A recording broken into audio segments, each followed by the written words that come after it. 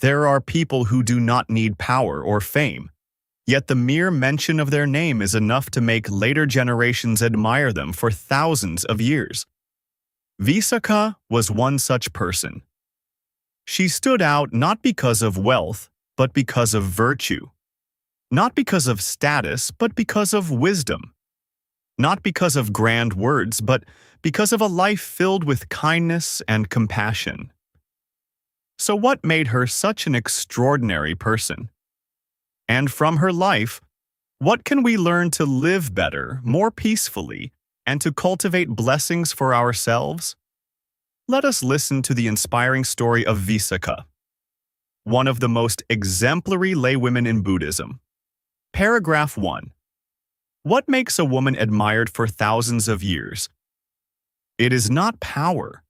It is not wealth. It is a deeply compassionate heart. Visakha was such a person. When people speak of her, they remember an outstanding female devotee in Buddhism, a woman known for virtue, compassion, and grace in every action. She did not only love people, she also showed sincere care for all living beings.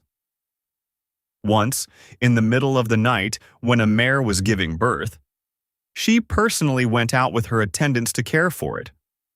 She did not complain. She did not hesitate.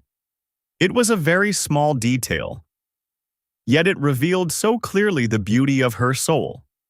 Because true compassion does not lie in grand words.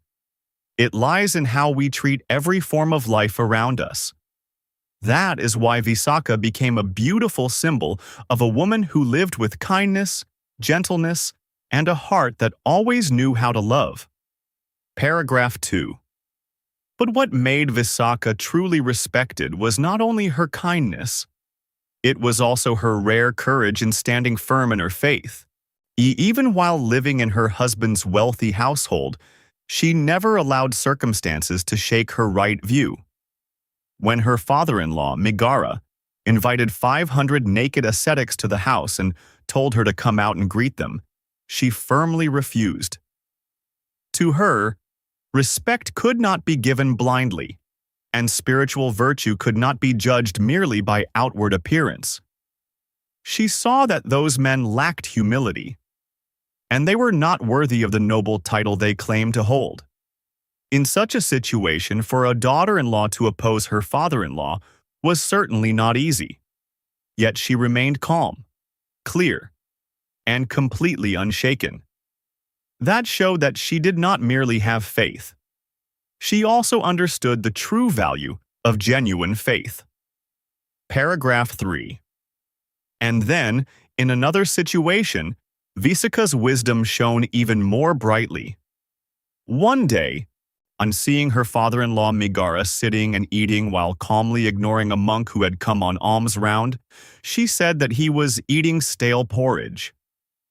At first hearing, the words could sound rude, but in truth, they were a very profound reminder. What she meant was that Megara was only enjoying the blessings created by good deeds from the past. But in the present, he was not continuing to create new merit. Because he did not understand her meaning, her father-in-law became angry and wanted to drive her out of the house. Yet instead of being frightened or leaving in humiliation, she remained impressively calm. She chose to face the misunderstanding with wisdom, with honesty, and with clear reasoning. That showed the strength of a woman who possessed not only virtue, but also great depth. Paragraph 4. And that was not all. Visakha also earned everyone's admiration by defending her honor with remarkable calmness and wisdom. When her father-in-law wanted to expel her, she did not leave the house in hurt and silence.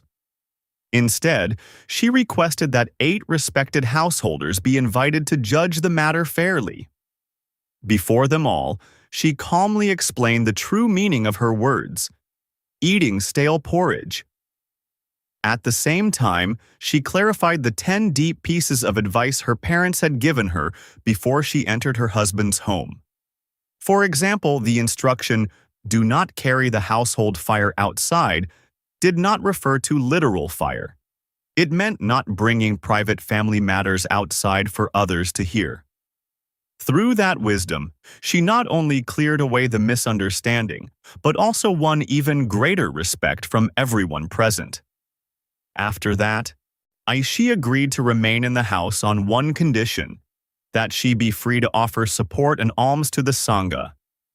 And from that point on, she gradually guided her husband's family toward the Buddha's teachings. Paragraph 5. From all this, we can see that Visakha's life was not merely the story of a talented and virtuous woman. It was also a great lesson in faith, wisdom, generosity, and extraordinary support for the Triple Gem. She was willing to use her precious wealth to build the Pabarama Monastery as an offering to the Buddha and the Sangha. And in doing so, she left a profound mark on Buddhist history. But what made people admire her most was not only the great blessings she received.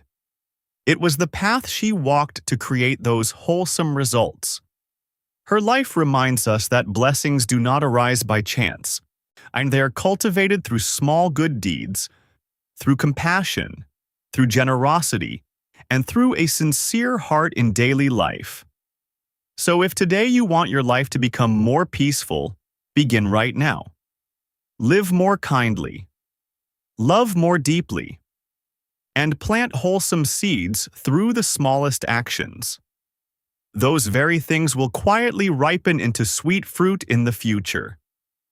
The life of Visakha is not only something for us to admire, but also a mirror for each of us to look into ourselves. Because in the end, blessings are not created only by great and dramatic acts. They begin in the way we live each day, in a kind word, in an act of love, in a moment of patience, generosity, and consideration for others. Visakha left behind not only an example of virtue and wisdom, but also a very profound reminder. Anyone can cultivate merit if they know how to begin with the smallest things and with a sincere heart. And perhaps that is the most beautiful lesson her life leaves to all of us. Call to action. If you found value in this story, leave a comment. I choose to live kindly from today. That is not just a comment. It can also be a reminder to yourself on the journey of spiritual growth and living better each day. And do not forget to like, subscribe, and turn on the notification bell so you can continue joining us in meaningful videos about Buddhism, moral living, and lessons that help bring more peace to the heart in a changing world.